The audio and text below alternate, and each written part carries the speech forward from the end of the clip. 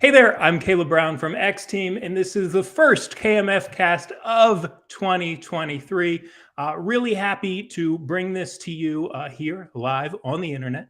And we're going to be talking about just some tech launches that are coming up, some things that we're anticipating and really excited about in the tech world, as well as some video game stuff. And we're even going to talk about some kind of programming trends or kind of programming language trends, I should say, coming up, and some interesting stuff that I didn't expect until I was really digging in to the data from 2022 versus 2023. Again, I'm Caleb Brown here at X Team, helping do things like this, bring content to the world that is tech and video game related. So let me go ahead and bring in some folks. I'll bring in Mario first. Mario, thanks for being here. Caleb. How are you doing? Very good. Although I do think you are having some mic issues again. Oh no, I might be. Let me check that. Tell you what, you check that, and I'll bring in Anna. Hey there. Hi guys.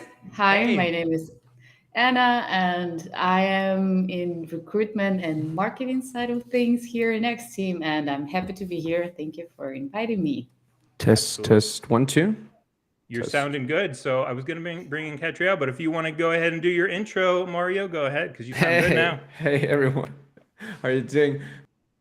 My name is Mario. I'm an online events coordinator here at X Team. Of course, online events because X is a remote company, so makes sense, right? And yeah, that's what we do. We keep people entertained and engaged. It sure is. And I'm excited to talk to both of you about some of these upcoming trends. And in fact, all three of you, because I'm going to bring in Catriel here. And thanks for being here. Hello there. How are you? My name is Catriel, and it is really glad to be here. I'm a software engineer in X Team with a partnership with one of the clients. And let's see, what do we have to say about the new upcoming tech and games and everything that Caleb just mentioned? Absolutely. Yeah. I think it's great that we have kind of, we have programmers here with Catriel, and I used to do it. I don't write too much code these days, but I used to. But then we have, just kind of everyone that is very familiar with the X Team world. That's everyone here.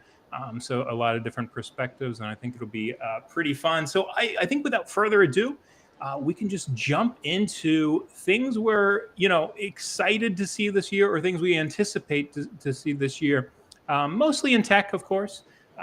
But we can also get into video game stuff that we're excited about, or anything. Even I think there's some AI related programming stuff that'll be interesting. But I actually wanted to kick it off, and I know that every podcast in the world is talking about it. But something that I'm excited to see kind of evolve in 2023 is AI. I've been paying a lot of attention to OpenAI, the company, and ChatGPT, playing around with it. I'm pretty impressed by it. But I just wanted to ask you, just kind of in general, for one, if you've been playing around with AI, kind of your, experience, how you've found it. And then also, where you see we'll see some, kind of cool things happen in 2023 in that world. So, I assume everyone here has been playing around with it to some degree. But does anyone want to, kind of tell me a little bit about what you've been toying around with? Sure. Who wants to? I can go ahead. Okay. I've been doing a lot of stuff actually, like writing poems with ChatGPT. So let's start with the AI.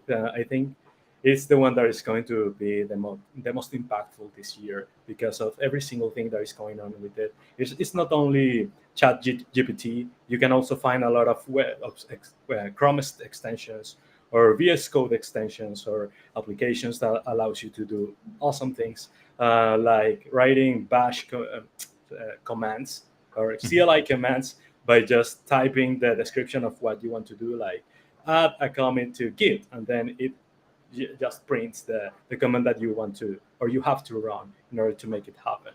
And in fact, for GPT, that is the one that has the most popularity and everyone is just using.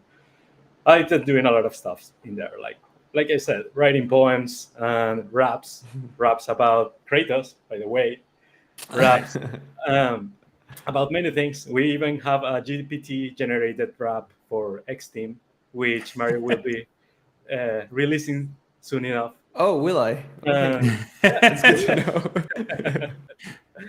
and also doing some programming stuff, like learning how to write a machine learning code in Python. So I can get like learning kit, the all of the decision trees. So I've been learning a lot using the the AI, AI. Sorry about that. Definitely is something that is going to improve as we use it, and it's going to be a really nice tool for us developers and for everyone in general in the future. It is Yep. right now, but there is a lot to to do yet to actually For get sure. to a point where Yeah. it's actually reliable in a production environment, where it's actually reliable for mass production. Yeah. Yeah, I've noticed. I've only played around with it a little bit, but the GitHub Copilot, like within VS Code and things like that, is pretty good. It's definitely helpful. So I've enjoyed that. But yeah, yeah, it definitely has a long way to go. But I mean, you can kind of already see that happening with the model that exists now is like helping train the next model that will be released as part of OpenAI. So it's going to have a ton more data once that drops, which is something why I put it on this list. Is I'm expecting that next huge milestone release from OpenAI is going to, we're already playing around with it and saying, wow. I think once we see that, we're going to be really Yeah. saying, wow. Yeah, I it's just wanted crazy. to add, yeah, because I've been playing with it, and I really love to play it on the human side of things. So, given the ChatGPT like moral dilemmas, deciding in the dark decision of whom you would kill, one person or 5 person people, and something like that. And the interesting that why made ChatGPT stand out is actually the human touch, because there's a lot of uh, things going behind the curtains, and it's live human reviewing the answers of Yeah. ChatGPT. Because previous versions of different, I don't know their names, for example, they would become really racist. That was the case. Was I don't remember the chat name, but it became really racist, or really like killing all the people. Decided that that would be the best way of things. So it is really interesting how,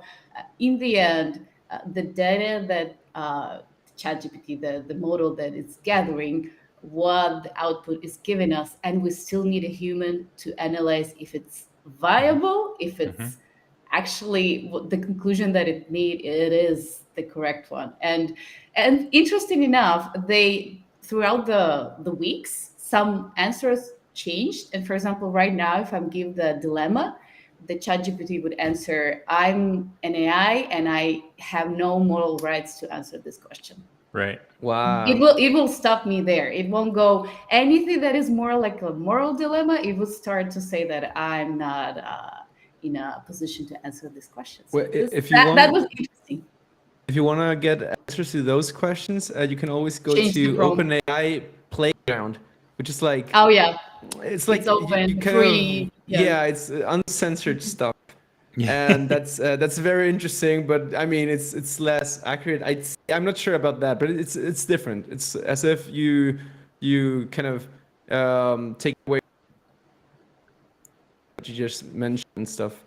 And I'm also very excited for that upcoming GPT-4, right? Which Yeah. goes from 175 billion parameters to like 100 trillion, which is Yeah. it's just crazy to imagine huge. how much more that is, right? I mean, from billion to trillion doesn't sound like much, but it's huge. It certainly is. And I feel like I arrived late at the AI party for a reason, although we are very early in the, which can be the new form of working, living, interacting, everything. And I've been mostly using ChatGPT for my personal assistant. So I've been comparing for some my nutritional plans that I have from a professional nutritionist, or workout plans with what GPT can put out, and it's scary good. Like it's very close for, and the really makes a difference is how you ask the question. So how your prompting is, right? And I I've been reading a lot about prompting, and that's a game changer if you know what you're asking for exactly. Yeah. And then you just have to ask in a way that you can always add more information, so it's already prepared for some parameters. For example, if you're comparing cars, let's say, just don't compare. Tell the to act as a car expert and to take into consideration fuel efficiency, review, safety, and a lot of stuff. And then you add those parameters however you want to. Like, oh, I want better fuel efficiency and stuff like that. So that's super interesting, and it's scary accurate, although it's still like in a beta phase, right? Yeah. Well, so it's interesting. I totally agree with you that the prompt matters so much. Like I was talking to a friend who admittedly is not, super tech savvy or what have you. But they were saying like I was playing around with it and it's just not good. It's not, it's not that great. And then I was like, well, let me see some of your prompts. And I was kind of helping him write better prompts then from there because I could see that, the prompts that he was giving he was right. They weren't giving great information, but the problem was more about his kind of not so great prompts. So and I think I've even heard people talking about, a prompt engineer being a the new potential role, profession. right? Yeah. Yeah. Which I mean, when you realize how, like you're saying, Mario, how different you can get by just kind of tweaking these, you go from interesting to crazy accurate just by tweaking your prompts, and that's when you start to see, I think, the value of what it could potentially be. Yeah, and if you add some, like I was asking to GPT to focus on South America, so act as a lead, and it changed. And then I asked it to answer in Spanish, and it did, and it put everything instead of in dollars or the prices in Chilean pesos. It's crazy. It's just really crazy, is. and to take into consideration price fluctuations and oil prices and everything. So it's so much more powerful than I think most people imagine, or I believe even I think I'm just scratching the surface of what this can be.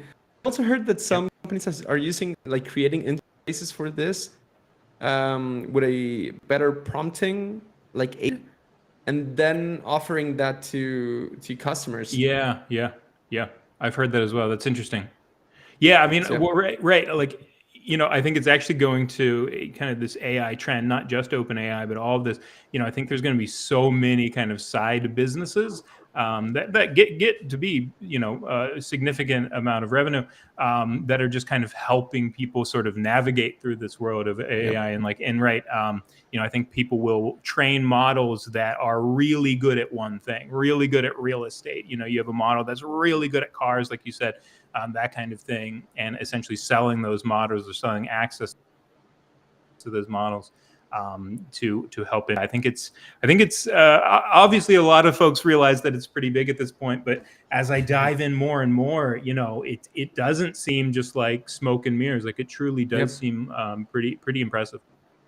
I think there's a lot of fear submerged that, oh God, we will lose our jobs due to AI. But I would say, as every thing that happened in our history, there was there was a job like matching girl who had to make matches, and now there's completely machines to do so. But other jobs will emerge. Other things will 100%. we would need a person, as for example for real estate. Maybe then you won't need a person who will look for it as it is, but we will need a person who will help you evaluate or create this model. So in the future, everyone should be like really getting closer and familiar with AI to stay on top of things. Yeah, I mean, I can give as you The long writers, as- like something creative, the art, the writing. This is where, like, how can we keep up with the As long as beautiful there- images that is created by Midjourney? Like, as long as there's no conscience, we're good. well, It's, Which- a Terminator yeah, and then scenario. it will be or Wally or Matrix. Yeah. Matrix We're gonna become Terminator a scenario. battery. Or or we just Totally. Actually, there is a good example of that. Of this, there is a movement, the no code. There is something that has been a while in there, like it is WordPress, where you can build web applications by just moving visual stuff. You just literally grab something that is visual, like a banner, a slider, anything, a hero, wherever, and then you put it wherever you want it to be. And it is so intuitive, it is so easy, but that doesn't guarantee that you're going to get a great web page just because it is easy. And that's the best example for that, because it is making things easier for people that are not familiar with how to code or how to create web applications using a standard programming language. But definitely it will come with its own drawbacks and things to learn and its own challenges. That there will be people that will be like dedicated to that, to learning how to outcome those challenges and how to improve their skills on that matter. So yeah, it's like you're saying, the jobs are going to change. So like the way that we are going to get works is going to be different that we are doing right now. But it doesn't mean that AI or the like the machines are going to take over, overcome humanity unless they get conscious, like Mario said. That's the big if. Sure. Yeah. Yeah. Yeah, I mean, right. That's super true. I mean, and I understand why someone would start to panic when they see some, but that's the classic thing is, when they were starting to develop cars, people said, well, what about the folks that take care of the horses, right? Like you always, obviously, you move forward, other jobs get created from that. And also, and I wish I could remember where I heard this quote. I heard it recently. Someone was saying, it's not AI that will take your jobs. It's folks that know how to use AI that are better positioned to to be more of the threat, if you're looking at it that way. And so that's really just it's probably healthier to not look at it so much as a threat and more of how can I learn this tool? How can I take this and be better? Learn how it can help me. And that's I feel like a lot of artists. Again, understandably so, were the ones that first kind of were panicking when they were seeing, make this, in the style of Van Gogh or whatever, and it looked pretty good. But I think as an artist, I think you can actually use a lot of the AI tools. I'm not an artist, but I've seen some of, a lot that, AI can kind of help you with that. And kind of, improve your art really, or, at least the way you kind of position it. So, I think probably healthier to look at it as, how can I take advantage of this technology to kind of improve my day to day, which I think I wanted to grab some comments in here. So I think that's kind of the sentiment there is kind of using AI to sort of help with what we're sort of already doing. So. Yeah, so happy to hear any final thoughts on that, but do have other topics we want to look at as we're looking into trends, and we could probably talk about AI for literally hours. So, but if anyone has any final thoughts before we move on, feel free. Otherwise, we can jump into the next one. I think in the end is the humanity side of things, and as long as the big fish in the industry think of it as a tool to help, for example, in healthcare, to help to diagnose, to see something that the human eye and the capacity of our fast thinking is not fast enough, and not to develop something to destroy. I think we're in a good path. Yes. That is what I was going to mention, something similar about the humanity of things, where there is a Chrome extension over there where you can actually give access to your Gmail information, and they will answer an email based on the input that you're getting from an incoming email, and then it will be like emails, AI answering another AI email. Yeah, right. AI communicating to itself. And where is the humanity? The humanity of that? Where is the human touch on that? Yeah. So, and that's where I think we have to be careful so we don't miss that, and also about the privacy, because you're basically giving the AI access to every single email that you have, which. Yeah. Well, it's your privacy. If you're okay with that, that's fine. But I think we should be careful with that as well. Yeah, absolutely. And then the AI will decide, okay, you're spending too much. I see under your bank account. Stop. Yeah, right. And it will stop the transaction. Yeah. So my final thought, Anna, you mentioned kind of healthcare, which made me think of something I saw was really interesting. Was that there's a company doing looking at for dentists, looking at a patient's like history of X-rays, and they're actually able to detect stuff earlier than even the human eye can. Even the most kind of skilled dentist, they can say, oh, there's something going on. I don't know enough about the dental world, but they can say there's something going on here. Based on the last, whatever 5 years of X-ray technology or X-rays, that our technology detected something going on, and so that's just like a net positive for everyone, right? So I think those are the things to be excited about, to be looking forward to.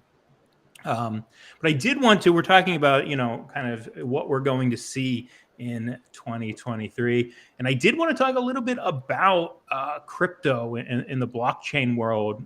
Just want to get some. We haven't talked about this previously or anything, but just want to. It's interesting because we kind of ended 2022 with NFTs being way less valuable than they were at the start of the year. We're seeing the FXT kind of thing go down. Crypto not doing so hot right now. But I think everyone in tech has always said the underlying tech of blockchain is valuable, is good, smart contracts, things like that.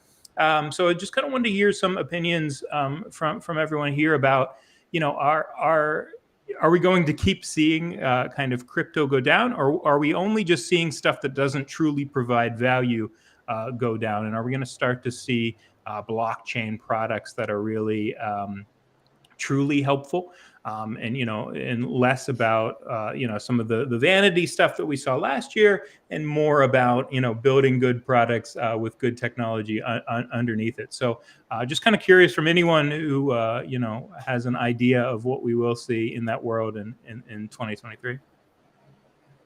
Sure, I have some thoughts about it. I think since we had sort of a tech bubble being like exploding, or this tech crash that we had the last year, it affected every single tech company, even the one that is the most powerful right now, that is Apple. And the same thing happened with crypto. Yeah, we have the underlying technology that is really helpful, and in fact we have this the Web3 being frozen for a while, since it was a huge trend last year, and then everyone just stopped talking about it. And I think this is going to be resumed. This is something that we are going to be hearing a lot more this year, since in fact the value of, if we take the Bitcoin for instance, that is like the most I don't know if powerful is the right word, but the one that has the most influence, the one that the most people knows, is growing in price. I think it is $22,000 right now. So one Bitcoin is $22,000, and last year it was down to $15,000. So it was way low, and now it's recovering. It's quickly recovering, as well as the stock for these companies, these big tech companies, are starting to grow again, starting to be Gain value. to grow in value as well. Yeah, definitely that's the trend that I think, and this is just my opinion, that is going to prevail for the whole year. Technology is going to start, it's going to rise again. Maybe slower than before, but that is also a good thing, because it was way faster. The road was way fast, and it just exploded. It wasn't able to sustain that level of road. Now with a slow pace rising, or like these companies getting value again in a more slow pace, it will be great for the Web3, for crypto, for blockchain, and for the tech companies in general. This is only my take on it, but I think for how things are looking so far, I think it can be based on on how the market is behaving for the last 3 months. Yeah, I absolutely agree. I compare it to .com, that 2099, around that time, right? Where the internet was the biggest hype ever, and then this happened, and they're like, "Oh no, it's nothing, it's worthless," and now everything is based on internet based systems, right? So I think it's very similar, as many have said in the last few years. Like, again, 99% of the projects out there will go to zero, and that's true, and it's still true. But the technology is what's interesting, and I think it will prevail. However, how it will, I'm not exactly sure about that. And yeah, let's see what happens. NFTs also very interesting. But I haven't seen a use case that's really groundbreaking. Like, there's a lot of cool stuff going on, but then can do that with a system based on a database too, in many cases. So that's very interesting, because although we have a decentralized system, right, or capable of that, we still use Coinbase and FXT, or was it FXT? I think it's the name, the one that went down. FTX? Like FTX. That's FTX. it. FTX and and all of those, and they take out some coins or de-platform them, and then everyone's like freaking out. So that's basically what you wanted to avoid with crypto in first place, right? So that some institution has the power over. So that's a conundrum that hasn't been solved, obviously. So there's gotta be a better way. Of course, coming up with that is a challenge. So for sure. I think my psychology mind thinks, unfortunately, even the technology is great, there's a human touch. And blockchain and cryptocurrency gave this opportunity to showcase our human side, which is greed, and sides that if it's not controllable by government, by anybody, then we have FTX with the guy just chilling in Bahamas and stealing all your money just because he can.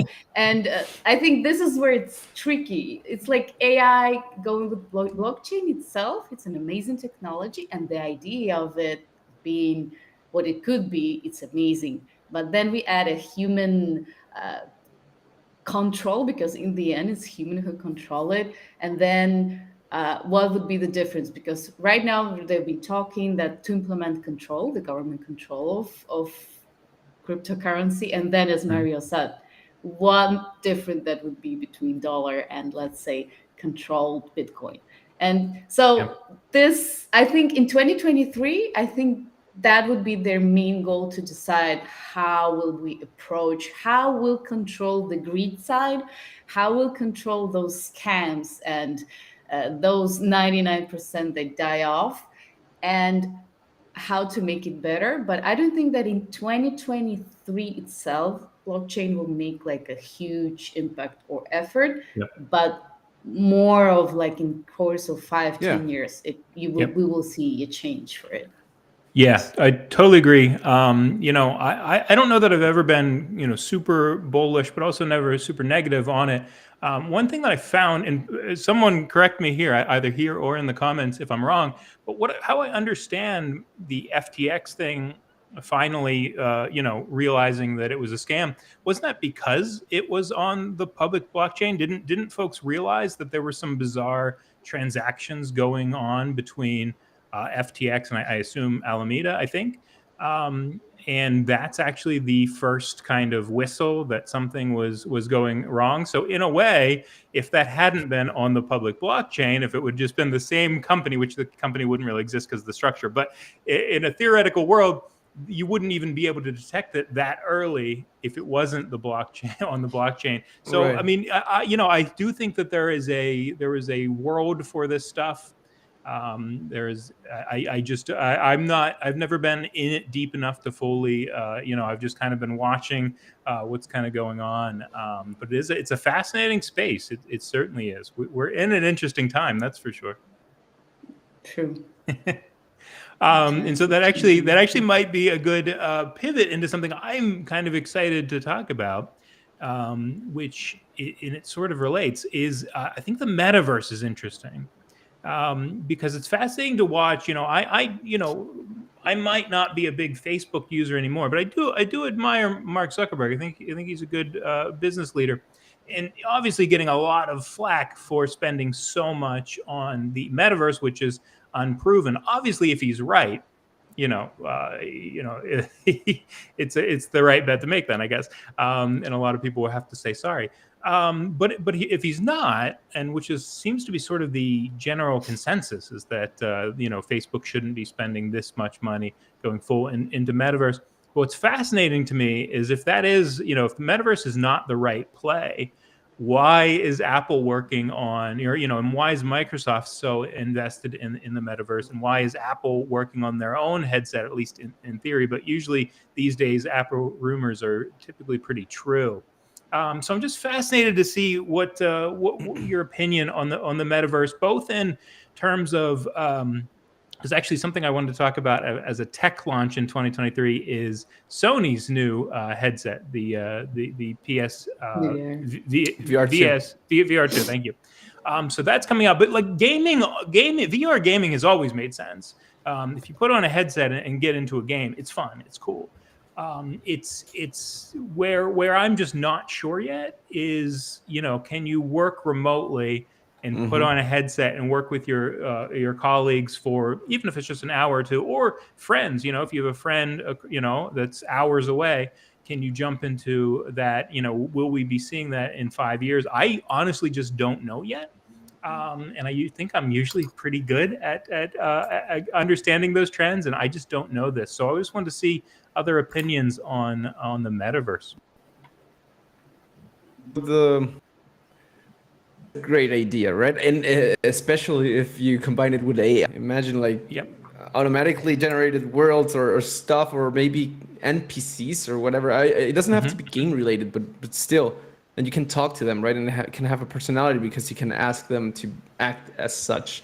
Yeah. So that's very interesting. And I agree with you. Like for gaming, it makes total sense. But for today, I think I might be totally wrong, and then in 10 years we're all walking around with those things. But I think where the future is heading to is a mixed reality.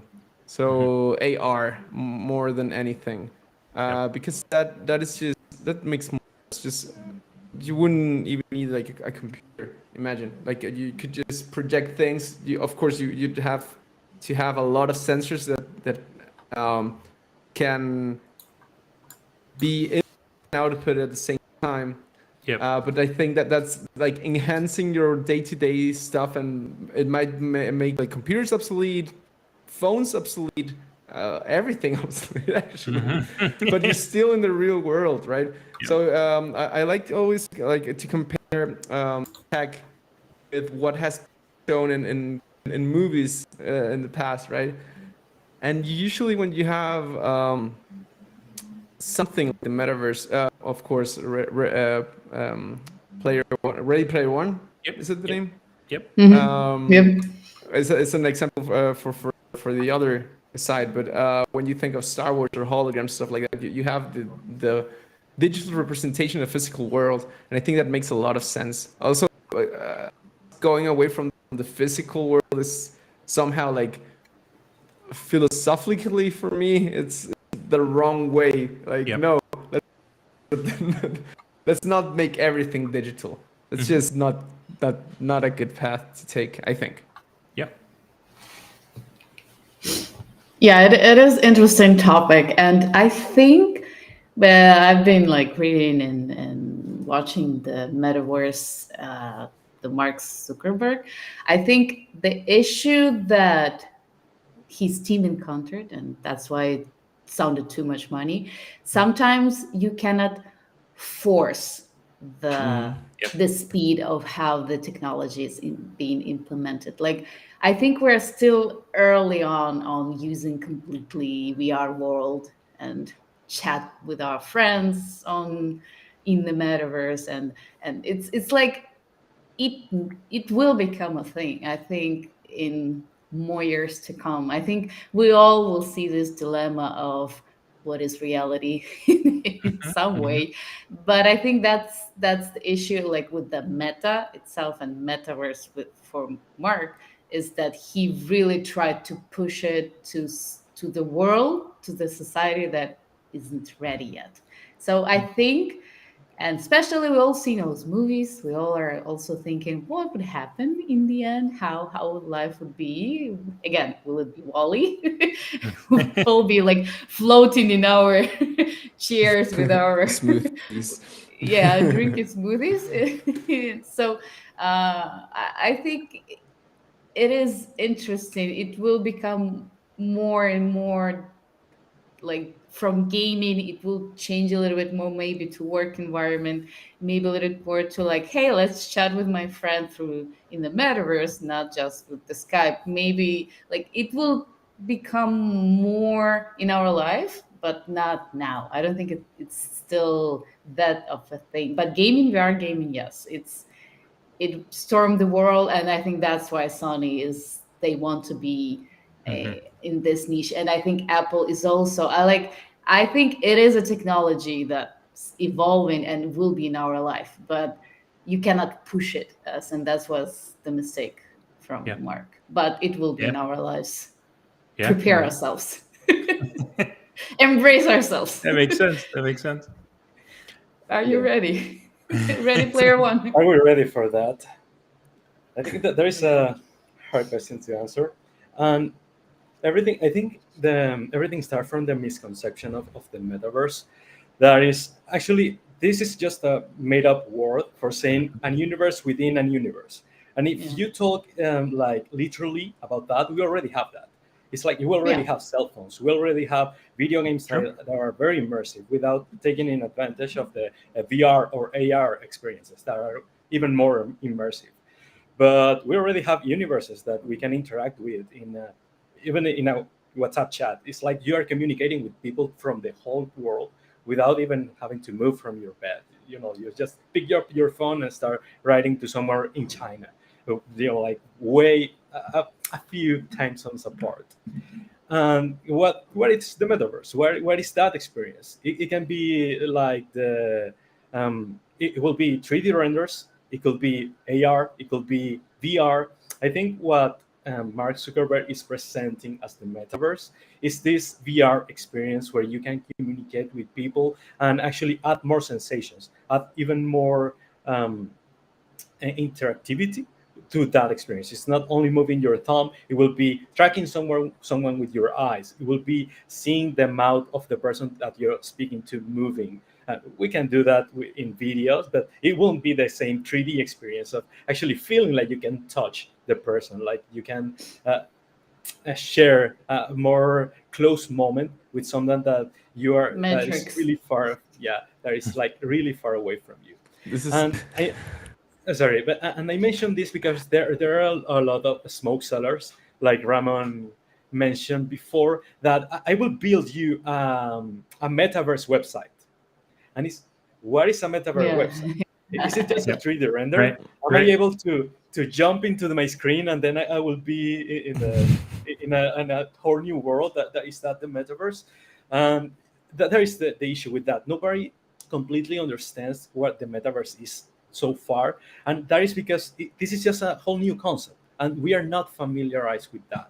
Even I am not. I'm just speaking from my own perspective on what I think that the metaverse that Mark Zuckerberg is trying to create is. For the VR as it is, I think it is just amazing. It's like Mhm. the best thing that could ever happen to me in terms of playing video games because it changes the experience. I played the first game that I played on the metaverse is a game that I already have played multiple times before, and the experience was completely different. This was Resident Evil 4 for the ones that were asking. Yeah. And like experience the fear that when you encounter your first chainsaw man, I think it's Mr. Salvador. You want to run away from it. I Oh yeah. was I think I just crashed with my fridge because it was very very very scary. and you're in virtual world, but everything feels very real. And with the PS VR2, they are adding these haptic triggers as well. I think the Meta Pro will also have them, but I think like the target is very different. Like the Meta Pro is for an office use, so you can have virtual meetings, so you can interact with people. It's more um, the target is more this metaverse, this interaction with people, this virtual interaction with people that feels real. And the the PSVR2 is an immersive gaming experience. The way that they present it, like they are marketing geniuses. It's like you are watching the video, and it's like, shut up and take all my money. It doesn't matter. I can lose my home. I don't care. I just want to play with this. Take all of my And unleash. Yeah. Yeah, true. yes, mental health unleashed with that. Yeah. Definitely, it is something that I want to try because it will add a whole new experience to this really immersive experience. I think that's my take on it. I I don't want to expand too much on it. I try to like synthesize the idea that I have the most. But definitely, I think this is a subject that it provides a lot to speak of, and we can spend the whole day Just like talking about a it. quick curiosity that my brain just. At what point? Maybe they're already doing this. I guess they're already doing this study. Like, at what point body confuses the reality and the virtual world? Especially, like, can you imagine, like, for example, you are eating in VR, and your body will send you the satisfaction hormones that, Yeah. assuming that you ate. Hmm. Whoa.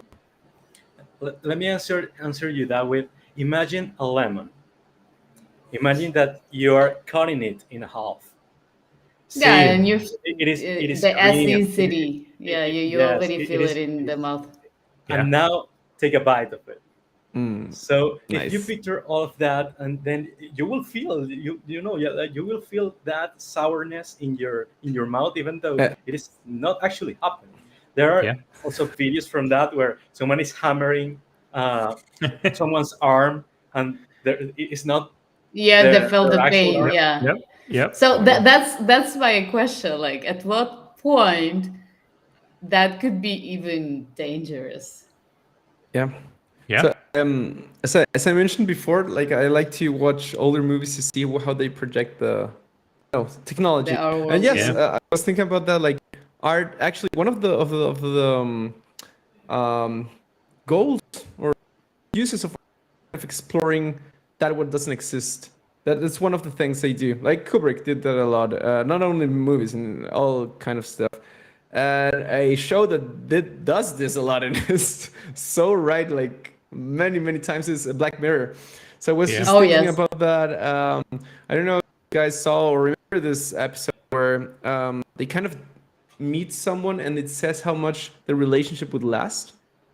Oh So yeah. Oh, I saw I that interesting. was one. just thinking how that would work, and it's actually possible. Imagine if you train an AI system with your knowledge and projection, and do the same with another person, and then let them meet at a very fast pace. Like you can project the entire thing and say, "Oh yeah, it's true. 3 weeks." Not horrible, Yeah. but exciting too. It's actually possible, and as many things in Black Mirror are, it's crazy.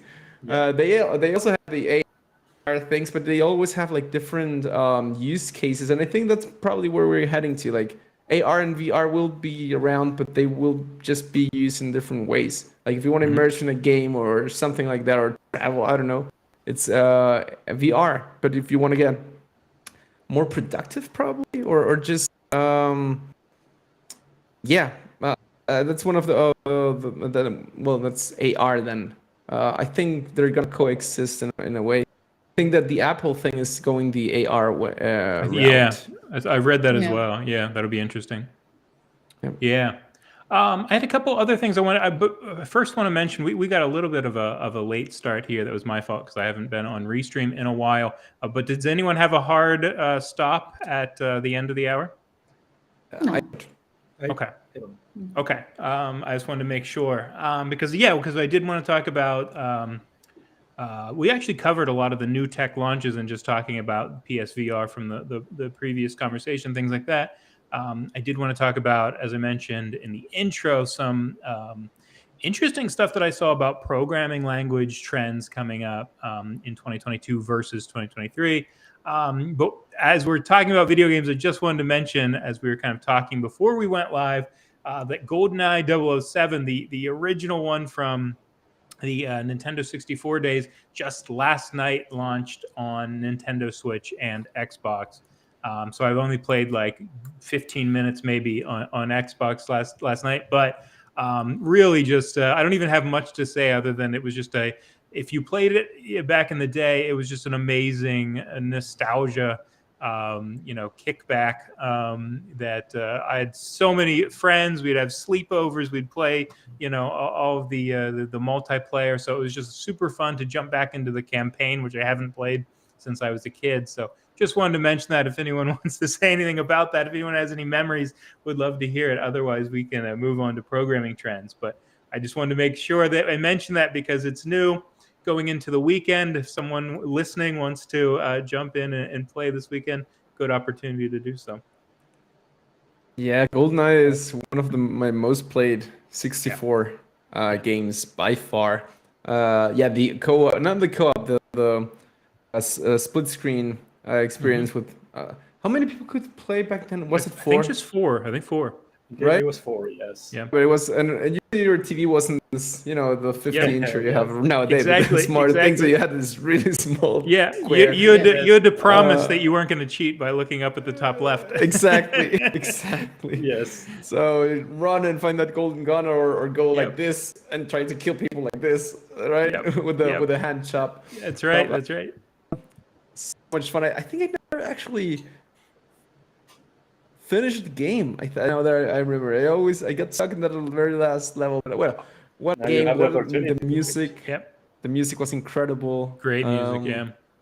Oh my! I think I'm gonna get it. Yeah. Yeah. Yeah. There's a must for you.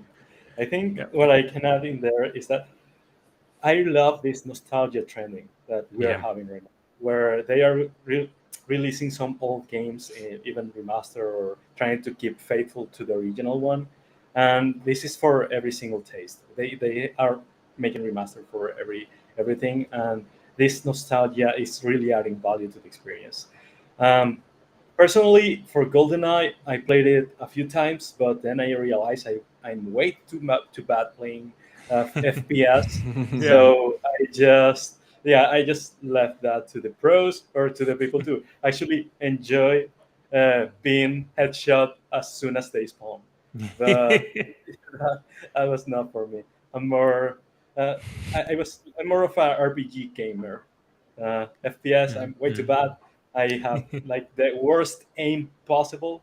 So yeah, definitely. I'm on a Ketrel side. Yeah, Yeah. I'm more of a third person. Okay. Like I would love to see because we have the new Tomb Raider, but like just like Yeah. the remaster of the Tomb Raider, for example, would be Yeah. interesting. High five. To... Yeah. yeah. Yeah. It would be interesting to see something like that. So yeah, unfortunately, this type of game, just like, oh, it's cool, but I'll pass.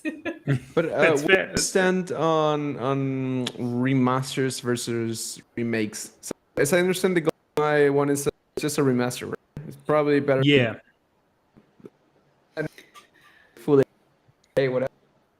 And but they didn't change any controls or something like that, I suppose.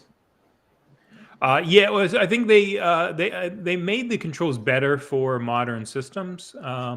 Is because the N64 controller is weird Right. and things like that. But It's like- so they kind of tweaked that to make sense. But yeah, it's pretty much just the game, as far as I can tell, anyway. It's pretty much just the game with minor tweaks to just kind of quality of life stuff for a modern console. And then put onto the App Store. What do you prefer, that approach or something more like the Blue Point Demon Souls remake, which is, I mean, it's stayed true to the original, but it's completely redone, right? Personally, I prefer it to be true to the original, but updated, like like you're talking about, like I think Dead Space that just came out, the remaster of Dead Space that just came out this week is a good example of what I like. I like it to not change too much other than quality of life things, but I do like a little bit of a reimagining, in terms of when they're already working on updating the art to be modern 4K things like that. Kind of taking some liberties. I was wondering if we're going to lose Mario. I saw that his like we did. Let me add him back in. I'm so sorry. Hello. Yeah, you're Sorry. fine. You're The fine. cat. It was the cat. The non-existent cat. I'm just happy you're back to join us. But yeah, I think I like that. I like a blend of nostalgia with something that feels a little new. But I know that I understand that that's not always the popular opinion. Some folks get offended when you take a little bit of a tweak on what you grew up with, and I can understand that. I think it depends. Like the good showcase of remaster is God of War, where it's like new story, new characters. Like it's new with a little bit of hint of nostalgia because it's God of War. And again, for example, the controversy of Resident Evil 3. They kind of did a remake, but it's a remaster. Yep. They changed some stories, they changed the way you play it, and this is where, like, for example, I really loved Resident Evil 3, but the new one is like a new game for me. It's not. So if it's a remake, I would prefer it will be like just the better graphics, easier control, like, but just keep it. Just leave it as it were, but like, getting it better in terms of being more modern. Or if you want to do something new, you can use the game as a base, but just go overboard as God of War and it will become amazing. Yep. I don't know how That's a Dead great Space example. will come up. We'll see. That is a really good example. Catriel, what do you think? You asked me sort of my what I prefer there on the nostalgia front. How do you usually like those games to kind of if they're coming out again, how do you kind of like to see them? I like the remakes as well. Yeah. I definitely like this improved, like using the latest graphic engines, so we can actually get a whole new experience out of them. But I like it to be faithful to the original in terms of the gameplay. But like you say, I also like them to add something different. As like they add some value to it, something that I'm paying for the new game, but what are you offering that is different? I know we have the whole graphics, the whole thing, the whole nostalgia, but I need something that stands out, like even if it's just a weapon, just a weapon that I can find in the new version that I wasn't able to in the previous one. I'm okay with that. Something, it can be really small, but something that adds a different touch to the experience. Totally agree. Totally agree. Yeah. So let's go ahead and talk about, because like I said, I was fascinated to see this when I was digging into all this week. I've been digging into some tech trends, particularly related to programming, of course. And there's I forget what it's called. I have to find the link, but they do some pretty in-depth research on what's trending and in terms of programming languages. So some of the ones that you might expect. Things that are the same in 2022 as 2023 is things like Python, JavaScript, certainly kind of the whole stack there, and then some legacy stuff, or I guess not even really legacy stuff, but like Java was up there. But what was really fascinating to me was in popularity, PHP actually moved up the list. For the projected 2023 over 2022, which just really was surprising. That being said, a really good episode of the KMFCast that we did last year was on PHP. And that even got better. That got better views than I expected. And so maybe that's part of it. Maybe they're folks are looking out for it. I mean, I will say, as a former PHP developer, it is a good language to just kind of jump into. And start sort of hacking away. I always like PHP as like a side project, kind of with a minimal framework. I always actually like that. But I know that that's not necessarily the best way to do it in 2023. But yeah, I just thought that was fascinating. Just wanted to talk about kind of any programming trends, anything that y'all think are interesting or expect to see. But like I said, truly, there is not a huge shift from 2022 into 2023, which I guess is expected. It takes a little bit longer for these things to really, change up. But just wanted to see if anyone had any kind of thoughts or comments on this area.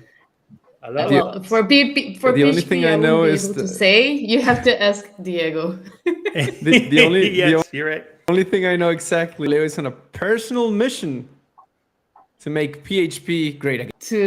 Yeah. popular again. That's what That's awesome. That's awesome. So I support it. I support it. Evangelizing.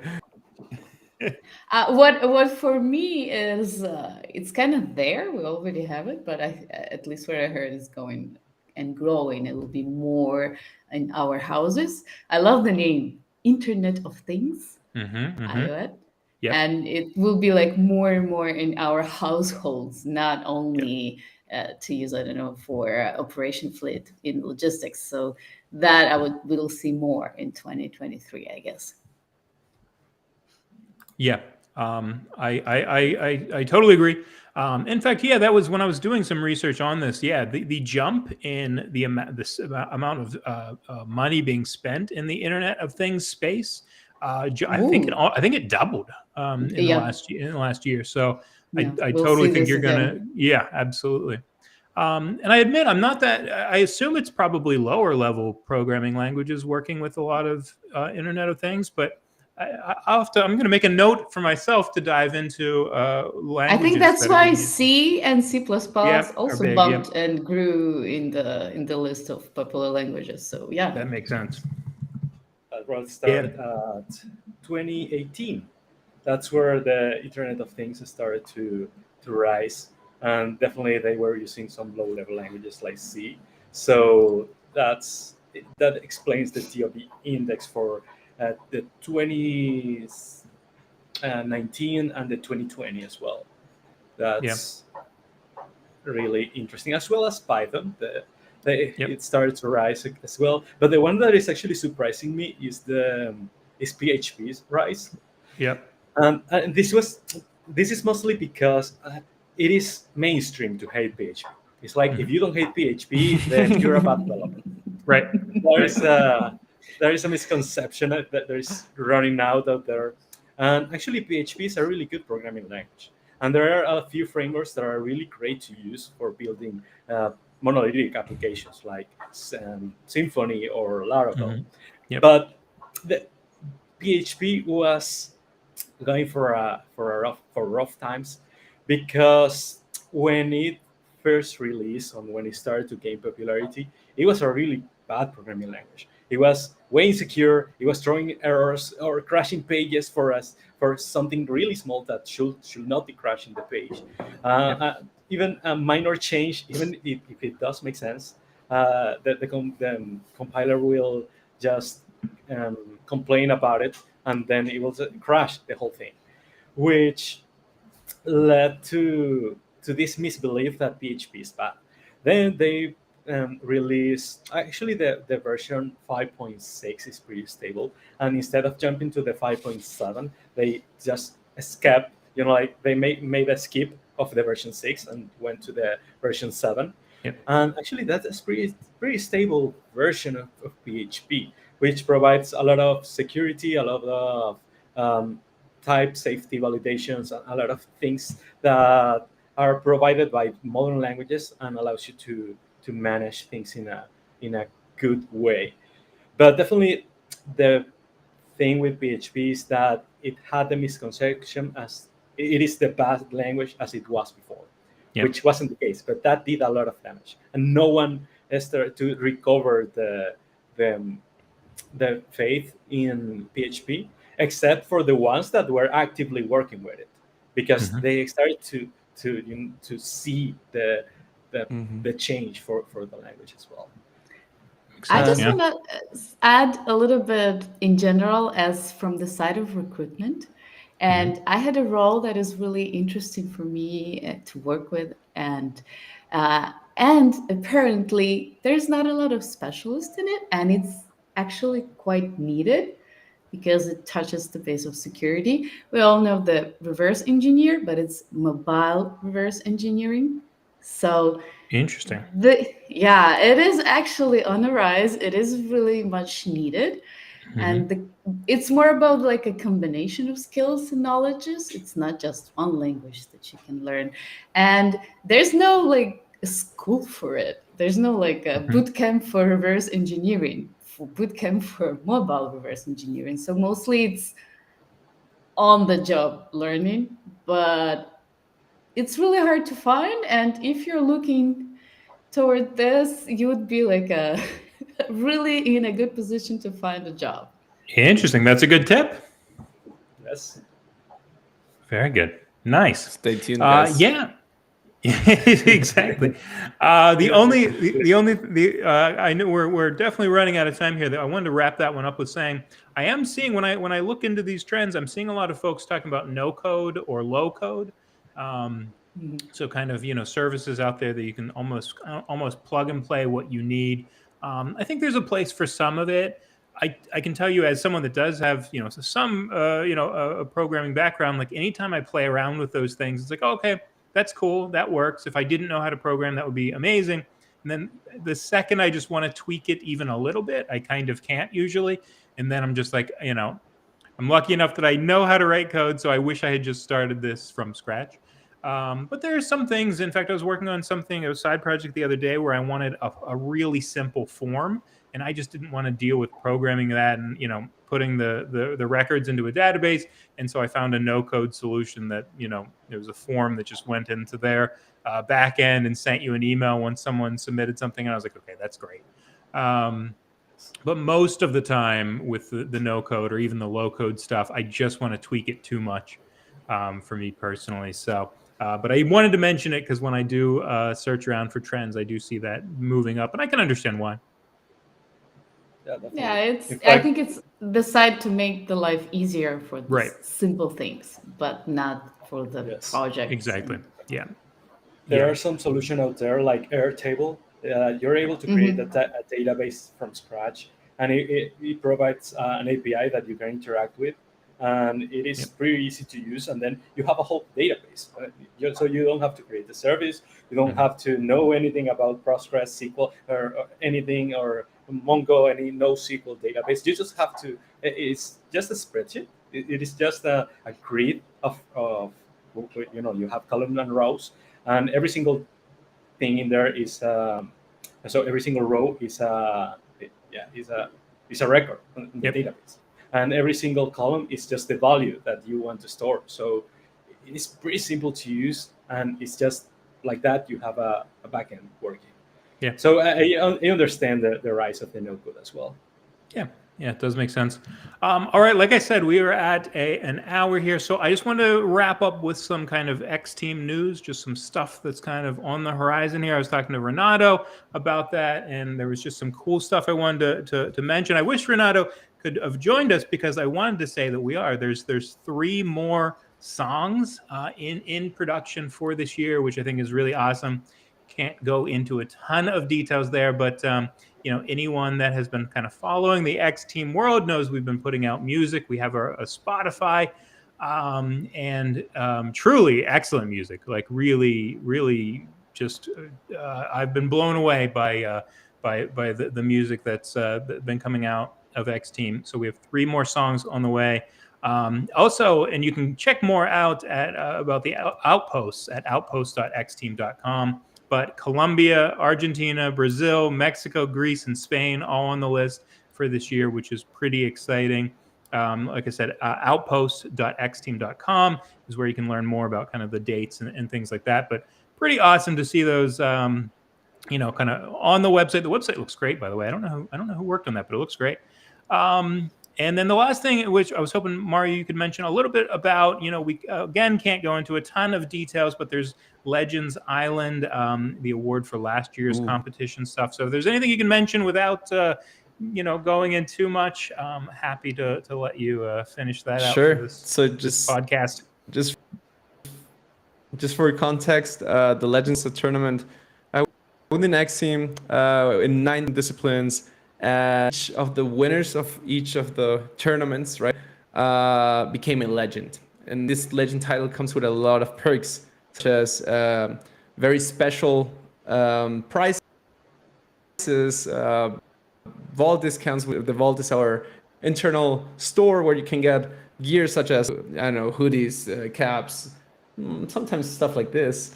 And there was a very special extra prize, which is the Legends Island, which is an exclusive island for over that's coming up now in February for our legendary winners, and they can expect amazing food, all and of course exciting trips. But probably the most important is to share time with fellow X-teamers, right? Enjoy nature, and create amazing experiences and make enthusiasm to go and defend their title next year when Legends comes back. So I can't wait for it.